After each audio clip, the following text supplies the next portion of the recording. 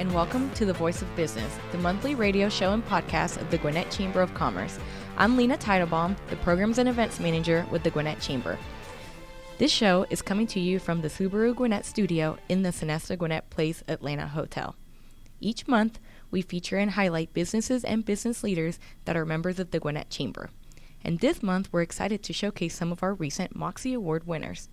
Built for women who are bold in business, the MOXIE Awards recognize women who are making it happen. And joining us here today in the studio, we have our MOXIE Award winner, Dr. Jann Joseph, the president of the Georgia Gwinnett College, our Influence Award winner, Assistant Chief Gale Higginbotham with the Gwinnett County Police Department, and our Pay It Forward Award winner, Linnea Miller, our founder and owner of Long Table. Welcome, ladies. Thank you. Thank you. Thanks for having us. So excited to have you, and it's good to see you again. Saw all of you on August 28th at our in-person event. We're so happy that you were able to make it. Thank you. It's a wonderful event. Good. It was definitely a lot of fun hearing from our panelists, but again, being with people finally, right? Right. Yes. That was great. Yes. It's definitely been a very weird year, but I think that event got a lot of women's morale up, especially our nominees and our finalists, and of course our winners, right? Right. Very good turnout too. I was amazed. It was nice. It was one apart from our Valor Awards, that was our second highest attended by just women from all over. We had some women from Atlanta come, which was really awesome. We're trying to spread the love to everyone. So again, thank you all for coming. It's great. I think it speaks well to just the great group of women and leaders that we have here in Gwinnett, and how not only is each person worthy of being celebrated, but we love to celebrate one another. So I think that was a testament to that. So absolutely, the whole point of that day was for women to leave empowered and new friendships, or just catching up with old friends and new connections. So I think that really was something that we achieved, and hopefully 2021 looks a little different, a little more people in the room With less masks. with less masks. But we'll keep the hand sanitizer stations, right? Yes. We can't go wrong with that. I'd like to start with our first question. Dr. Jann Joseph, what did winning the MOXIE Award mean to you? I was pleasantly surprised. But for me, what it really brought home to me is that I am in the right place at the right time in Gwinnett County. To get an honor like that, to be recognized for my work as a leader in the community, it said to me that people were noticing my campus, they were noticing my engagement, and they appreciated what I was doing. So I was very surprised, very pleasantly surprised. And again, I'm still grateful that people notice that I try to engage in the community and to be a leader that everybody could be proud of. So again, thanks for the award, and not sure who nominated me, but I'm excited and grateful. Absolutely. What about you, Linnea? What did it mean to you? I was also just completely surprised. I think just, of course, being included amongst the names of so many wonderful leaders in this community, and so many of them even just being friends over the years. We've developed these really great relationships, and so I have a tremendous amount of respect and admiration for each person. So I was truly surprised, and I think my face was just kind of like, I was just, when they do the video, So, but I think what really made it extra special for me is that the whole reason that Long Table exists is to inspire and equip and to empower people to bring their contributions for the greater good. Really, it's so that people can create these cultures of empowerment and opportunity for everybody. So I really could not even imagine a better category. I know you mentioned Pay It Forward. I was nominated in that category too, but I don't want to take that away from the person who won that category, because I won the greater good. But that was just, there could not have been a more honoring and more aligned award to, I think, what I feel like the mission and the purpose of the work that I do, both with my business and in public is. So it was just a tremendous honor. That's good to know. And last but not least, Assistant Chief Gale Higginbotham, how did you feel about getting the award? I think I was just in awe. Like y'all mentioned, there were so many awesome women and their stories and what they do in the community.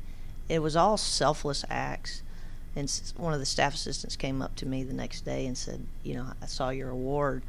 What did you think of that? And I was like, I don't know what to think. And she said, isn't it neat that they're showcasing your achievements? So it made me look at my life in Gwinnett County and the blessings that I've had. Gwinnett County Police have given me so many opportunities. I was able to get my master's degree, all the different special units that I was able to go to. I just honored, but I think it was the first time I really looked back at my career and went, wow, I really have had a great career.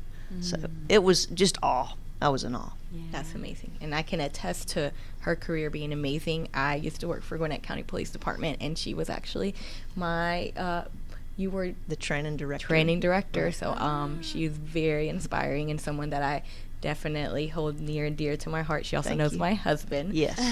So watching her win that award was very special to me as well. Thank you. We'll go on to our next question, which is, well, it's happened already, but how are you going to celebrate, and how are you going to continue to celebrate the fact that you got this amazing honor until, I guess, our 2021 winners, right? Yeah.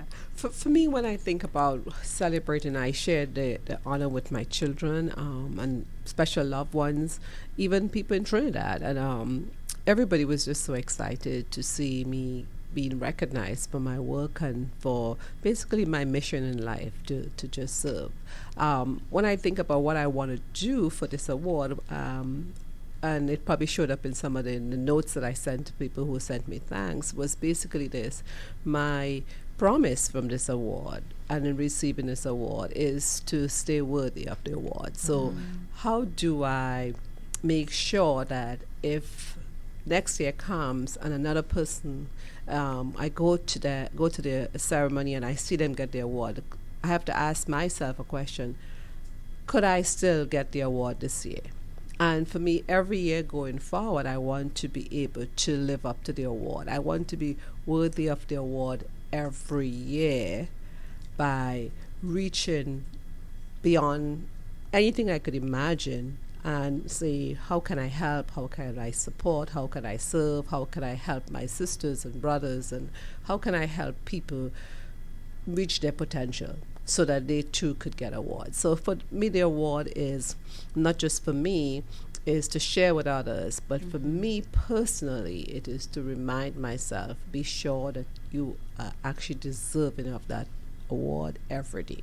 I love that. That's so awesome. Linnea, what about you? Yeah, I 100% agree with Dr. Joseph on everything. And I just know, even for my family and for my community, I just think that they also deserve recognition for that, because I think that, and like the chief said as well, like the fact that our community celebrates these women in leadership and these acts of service, and even with the choosing of these different categories, I just think that it's an incredible testament to this community. But my husband actually bought me this necklace, and it says love. You can't see it on the radio, but it says love.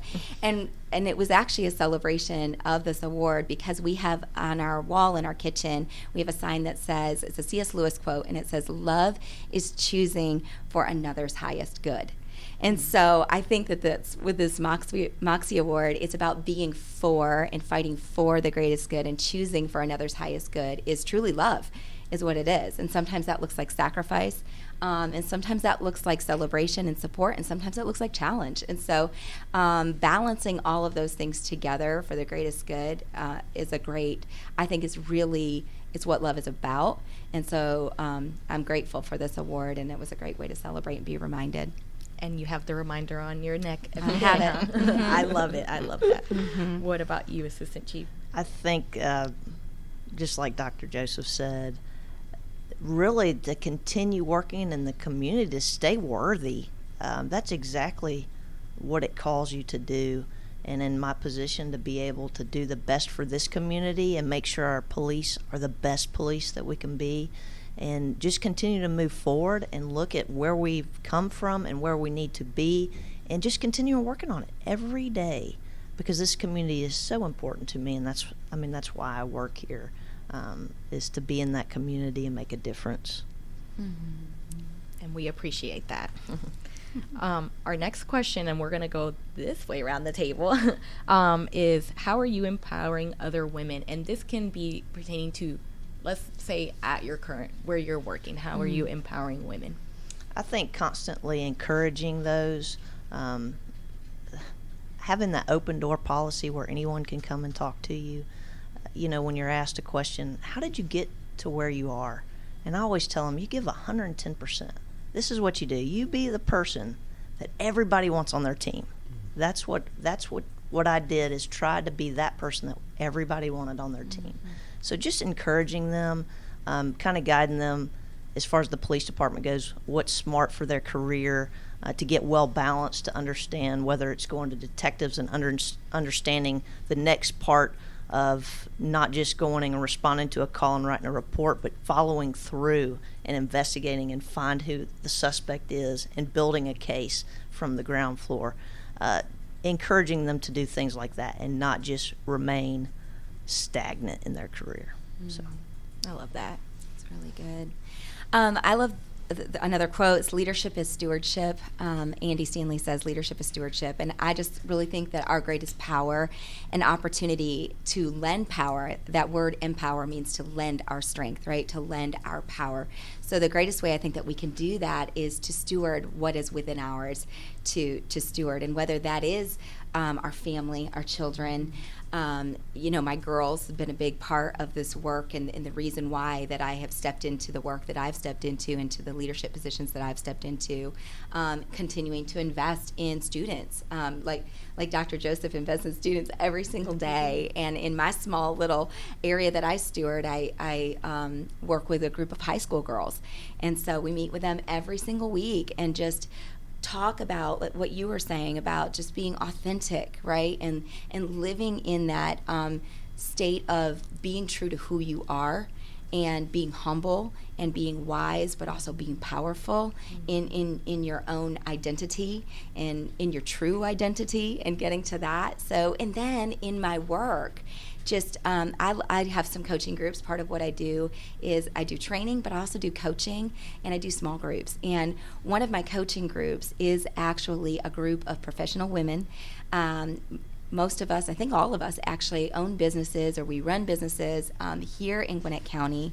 And meeting with this group and being really intentional about how we show up as our true selves, how we think about the way that we influence other people, is just a tremendous way that I feel like I get to empower others, but then I also always gain strength from that myself. So that's amazing. Dr. So, Joseph? Yeah, so I've been fortunate and I've been asked on numerous occasions to either attend professional development training for women, to speak, to serve on panels. And so those are always opportunities for me to share about my story and how I accomplished what I have accomplished so far. But one of the things I try to do is to help people understand that you're not in this alone. And sometimes people are always looking for this sort of a magic bullet. Women would come up to me and ask me, how did you do this? How did you do this? And there's no one point that you could say, okay, at this point in your life, you should do this. At this point in your life, you should do something else. So for me, how I try to empower women, how I try to empower other people really is to help them understand that they need to navigate their own story. And to do that, they really need to think about, when they get up every day, what it is they want to accomplish that day towards the long-term goal. What it is you're going into a meeting to do. So like for me, coming into this space today, I ask myself, as I think and reflect on what I want to say, what am I going to say that's actually going to be helpful, that's going to expand people's understanding, people's knowledge, people's expectation of women as leaders. And one, my big lesson would always be for myself every day is to stay humble, stay connected, and to go into every space and value everybody equally. Don't go into a space and think that either you are the smallest person in the space or the biggest person in the space. Go into the space thinking, I am going to meet people, and each of those individuals are going to bring value to my life and to my day. And then how am I going to add value to their lives and to their day as I communicate with them? So I try to mentor people, and I've had an opportunity to mentor lots of people. So like I have a few people right now mentoring, and that goes from people who are in similar roles to me, leadership roles as deans and so. And then I'm also mentoring like a student as well. So I've always had at least 2 or 3 people that I've been trying to reach and pull.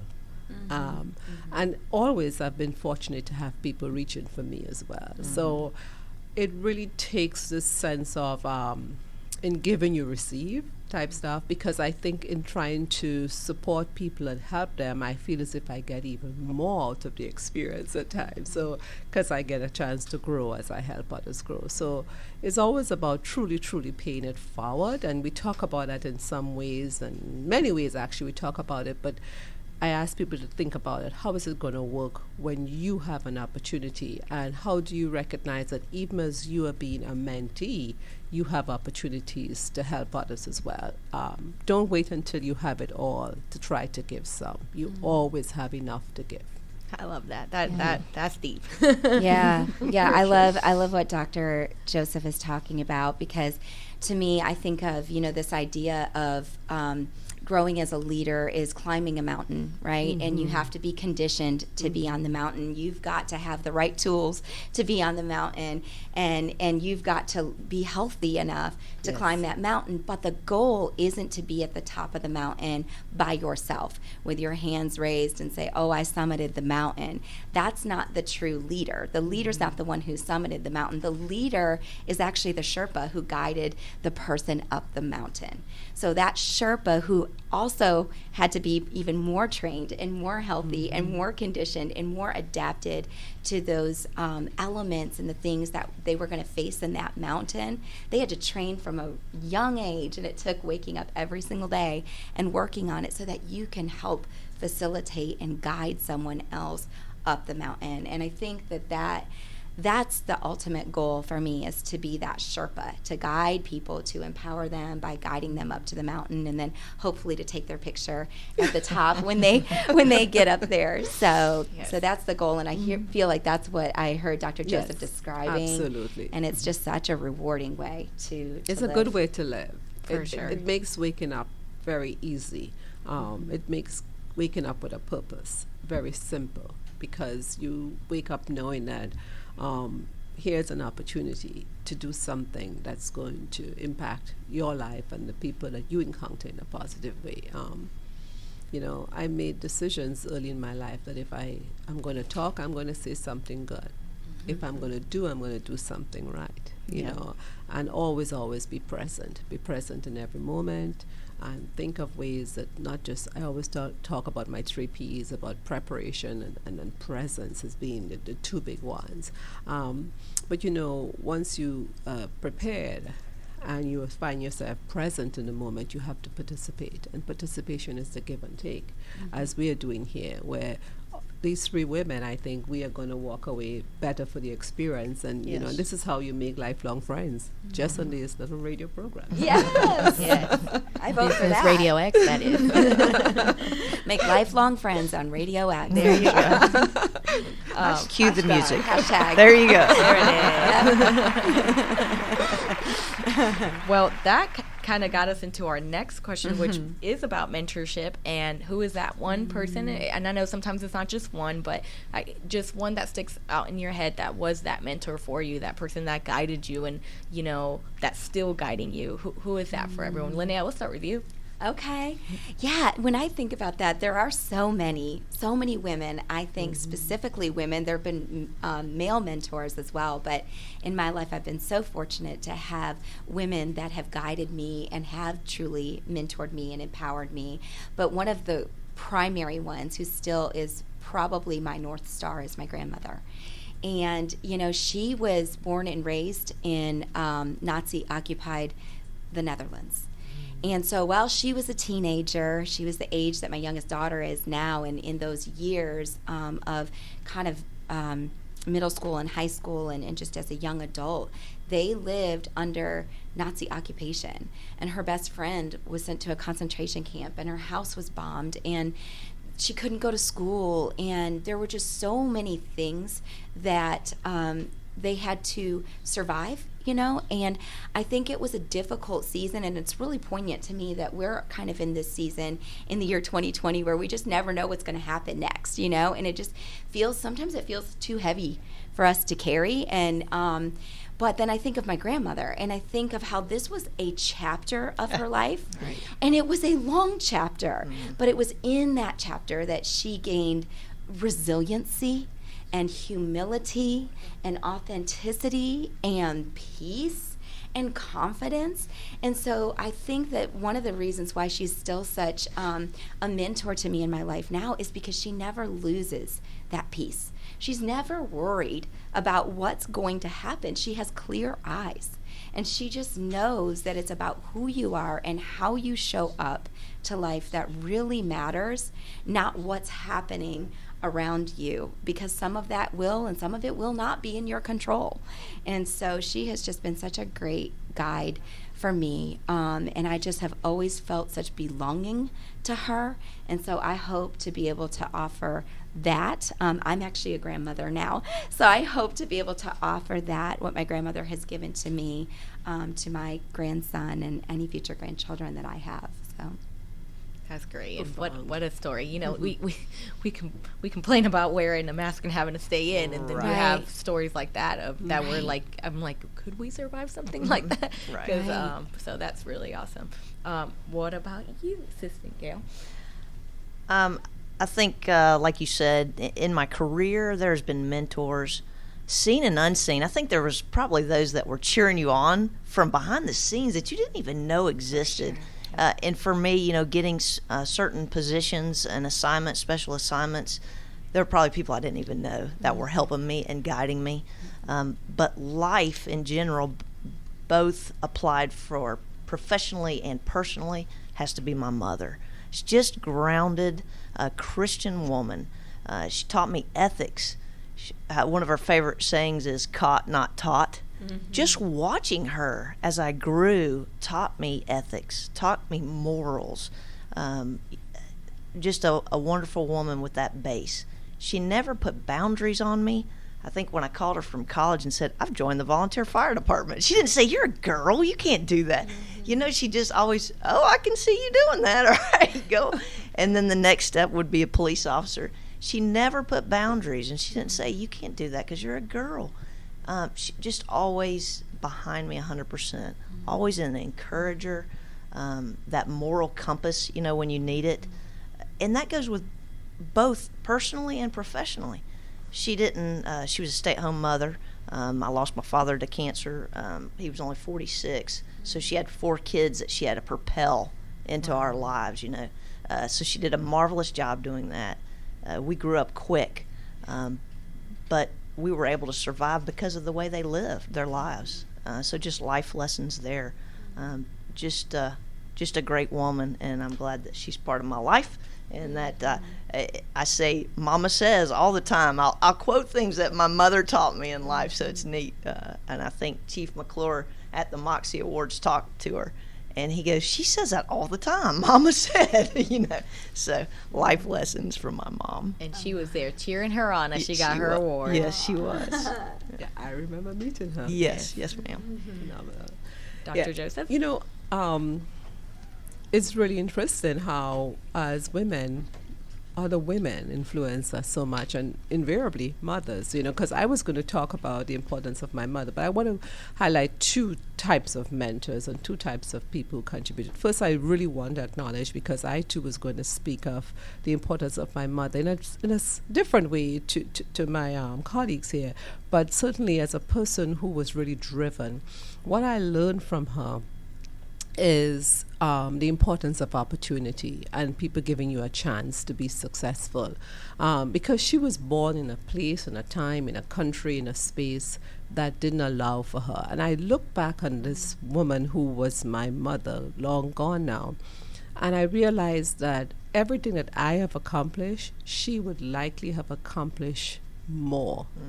Given the same circumstances. But she pushed me and my siblings to achieve what she couldn't. And one of the most difficult things to give is something you don't have. So to try to find a way to propel your children or your family or friends or anybody to accomplish more than you have is an amazing task. So when I reflect on how she fought for her children's education that she didn't have herself, I can't help but be in awe of her recognizing. And of course, my colleagues do always laugh at all of my sayings. My mom used to say, and I have all these, and I'm always teaching them Trinidadian expressions and stuff, because it would come out of my mouth and they'll go, huh? And then I have to explain. So I want to first acknowledge my mother, but I want to bring on something a little bit different to the table on this idea of mentorship and support for women. And I seek opportunities to say this because as women, we don't always get the opportunities, or sometimes we don't think that we should take opportunities in a forum about women to acknowledge men. But my husband past was pivotal to my success. And without his undying support to this last breath, I couldn't accomplish what I have accomplished, his support for me. My 3 sons have been amazing and supportive for me, and I want to acknowledge those 4 men. My brothers, I want to acknowledge them too for supporting me and helping me as a child. But then in my professional life, I want to acknowledge that every single position I've gotten in higher ed, whether I was hired as an assistant professor, as a program director, as an associate dean, as a dean, as an executive vice chancellor, and a president, in each case, I was hired by a man. So then the question then becomes, if women have potential, and going back to the points that we heard before, and men have power, how do we as women help them understand how they could empower, how they could share that power, and still recognize that we can be equal partners with them in leadership? And that's where I want us to reflect on as women, is to find opportunities not just to mentor women, to support fellow women, but whether we're mothers, to raise sons, whether we're wives, to speak to husbands, whether we're colleagues, to speak to male colleagues, but use opportunities to help men empower and support women, because they have power in places that we don't have, and they have to learn that sharing it with us is good for everybody. And there's no competition here. There's just, when you take half of the brain power of the world and you put it in a corner for hundreds, if not thousands of years, just think of where we would advance if we had used the brain power that women carry. Our brains are equally created, equally evolved, equally however you choose it to come to being as men. And yet we don't get to speak, we don't get to act, we don't get to share, we don't get to serve, and we don't get to lead. So men have to share power. And they have shared it with me, and I would not waste it. Yes. So it reminds me of Ruth Bader Ginsburg, right? She said women belong in seats where decisions are made. And, Yes. and really it just goes back to not leaving anyone's contribution on the table. Yes. And you said it earlier, Dr. Joseph, about how showing up and whoever you are with has something valuable to offer. Absolutely. And when we learn to treat one another as men and as women, as colleagues, as, just as like that person that is sitting across the table from me has value that no one else can provide because it's unique to that person and their contribution really matters. And then looking at who's not at the table and saying, how do we, my company's called Long Table because it's about extending that table and saying who's not here, who needs to be invited to the table, whose contribution are we not hearing from that we really needs. And for a long time, I think that this world has missed out on the contributions that women have to offer and have to bring that are unique in law enforcement, especially in higher ed, in government. The fields that we all serve in. But now we're here, and it's not just us, but it's bringing that contribution and becoming champions for elevating the status of every single person to be able to bring that contribution. I think just as truly is what makes the world a better place.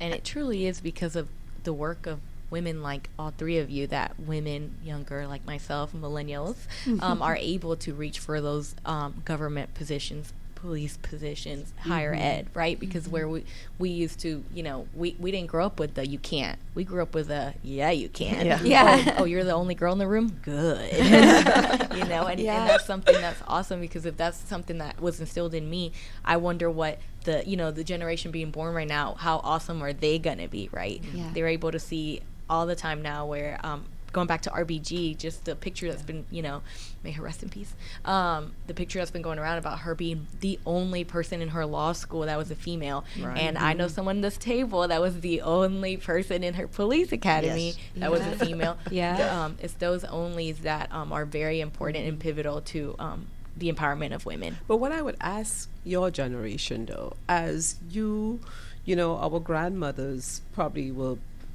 outside the hall, and then some of us looked through the window or through a door or came in, and as your generation get to sit in the room, I ask that you all do not forget what people sacrifice for that, because I think sometimes even my generation, I don't know, or maybe a little bit younger than me, forget the sacrifices that women before us made so that we could have this conversation. And so I would ask for the millennials in particular to not take for granted, because these types of gains are lost so easily. These things are slippery slopes. So So I started police work 25 years ago, and I had to come to Metro Atlanta, honestly, to get a job as a female in law enforcement. It was not going to happen in rural Georgia.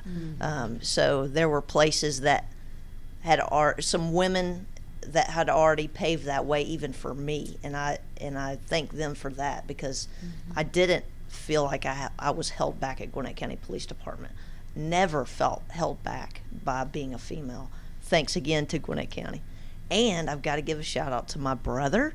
He's 2 years older than me, and his last birthday card, I think I wrote in there, "Thanks for giving me the grit in my gut," because he did, and he empowered me, and he was a mentor to me. He said, life may be tough, but we're tougher. We were going to forge whatever we needed to do, especially after my father passed. He just kind of took me under his wing, and he said, "Come on, we're doing this. We're doing this life, and we're gonna succeed." So kudos to my brother, my mentor also. Hey, can't forget all of them. No.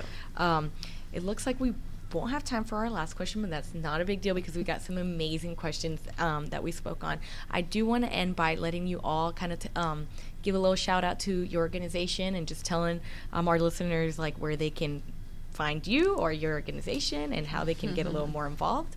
So, Dr. Joseph. Well, as the president of Georgia Gwinnett College, I am the chief cheerleader, and you can find all about us at www.ggc.edu. Just type in Georgia Gwinnett College and we come up relatively easy. We are a very diverse campus, more than 12,000 students. We feel very proud of the work we do. We are an access campus, and we are here to serve, we are here to help, and we have small classes and engaged community. So come on down, visit our website, do a virtual tour, do a real tour. We're waiting to see you. It's very good. So as the president of Long Table, the idea is if you want to do with your business, with your family, with your team, if you want to do the work of creating a culture of inclusivity, of empowerment for your teams, for people that are in your life, look us up. We can help with that. And my website is longtableconsulting.com, or my email is linnea@longtableconsulting.com. And like Dr. Joseph, I like to think I'm a big cheerleader for just for people in general, but I also think for the city of Suwanee. So I got to give a shout out to my city, because I love being a cheerleader for the city of Suwanee. And so always welcome everybody to come bring your contributions to the city of Suwanee. And of course, Gwinnett County Police Department, if you're interested in being a law enforcement officer, this is the place to come. We're going to give you the best training. Commissioners Chair Nash always says we're the best police department in the universe. And of course, I agree. I've worked here 25 years, and I do believe we have the best professional and the best trained Also, if you're a citizen and you just want to learn about the police department, we have a Citizens Police Academy. So reach out to us and join one of our Citizens Police Academies to learn a little bit more about your police department. Well, thank you all for being here. This has been the Gwinnett Chamber's monthly radio show and podcast, The Voice of Business. You can enjoy any of our episodes anytime by visiting thebusinessradiox.com, selecting the Gwinnett Studio, and then clicking The Voice of Business. The show is available on Apple iTunes, iHeartRadio, Spotify, or wherever you listen to your favorite podcasts. Please be sure to subscribe so you don't miss any of our future shows. Until next time, I'm Lina Teitelbaum, and you're listening to The Voice of Business on Business Radio X.